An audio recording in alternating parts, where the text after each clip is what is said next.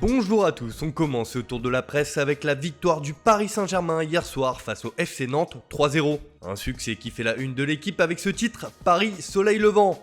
Comme le titre d'un célèbre film où l'acteur principal était Sean Connery, décédé hier à l'âge de 90 ans. Une victoire en marchant dans un match longtemps insipide, le PSG porté par un Mbappé efficace, à défaut d'être brillant, a remporté face à Nantes son 7e succès de rang en Ligue 1. Pour le Parisien, le club de la capitale a remporté un précieux succès, mais ce fut dans la douleur, car tout n'a pas été simple pour les hommes de Thomas Tuchel, qui se sont réveillés en deuxième période.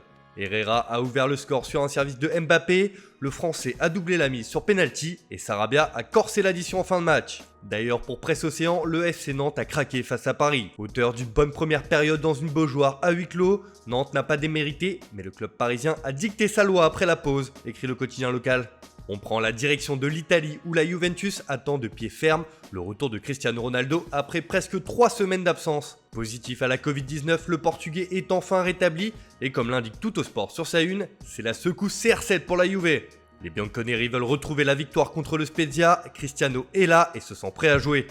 D'ailleurs, comme l'a confirmé l'entraîneur de la vieille dame Andrea Pirlo, la star sera associée à Paolo Dybala. Ce qui donne un nouvel élan à la Juve avec ce duo qui a fait tant de mal la saison passée. L'autre candidat au titre, l'Inter, s'est pris les pieds dans le tapis hier soir face à Parme. Un match nul de partout qui fait la couverture du Quotidiano Sportivo.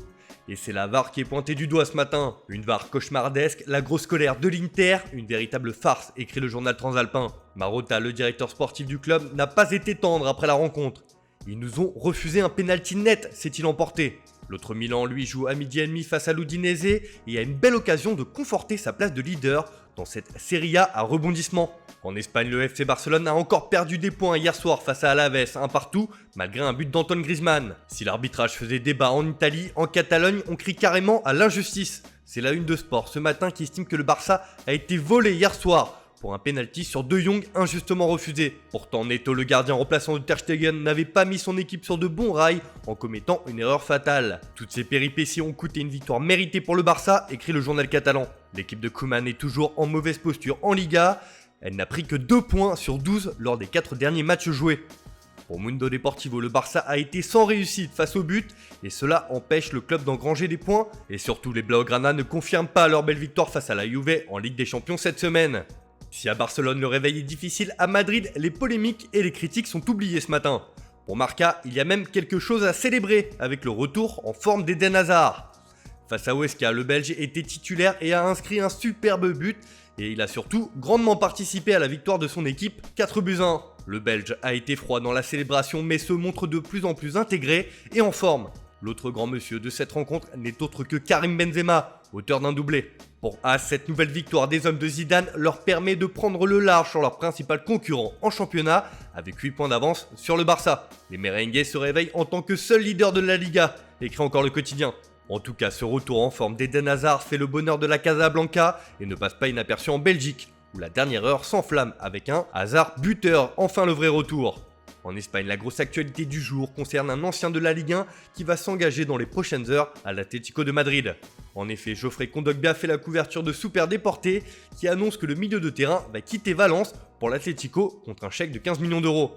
En effet, comme Arsenal a fait sauter la clause de Thomas Partey dans les dernières heures du mercato, les Colchoneros ont le droit de recruter un joueur qui évolue en Liga. L'ancien monégasque a fait pression sur ses dirigeants alors que le club tiers est embourbé dans une crise institutionnelle depuis de longs mois. Enfin, on termine ce tour de la presse en Angleterre où une déclaration de Pep Guardiola fait grand bruit depuis hier.